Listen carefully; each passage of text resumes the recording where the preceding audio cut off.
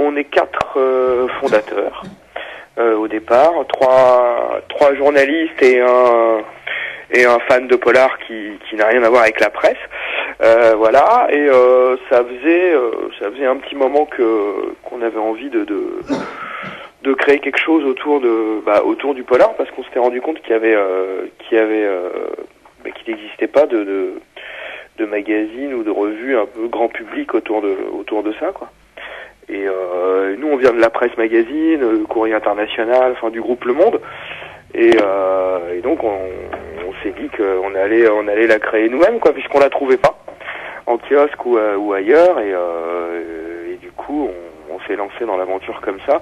Et au tout début, on était parti sur une idée d'un magazine tout à fait classique vendu en kiosque, et en fait il y a eu la revue 21 qui s'est lancée au moment où nous on commençait un petit peu à cogiter. La revue 21 qui diffusait en librairie, qui fait 200 pages, voilà, qui propose des papiers très longs, des grands reportages, et du coup ils ont ouvert une brèche un petit peu en matière de revue en librairie, et on s'est dit qu'on allait suivre ce modèle-là de diffusion.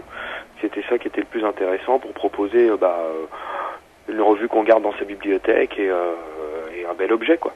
C'est ça, parce que c'est en fait un petit peu plus qu'une revue quand même, hein. On est à la frontière entre la revue et puis le livre.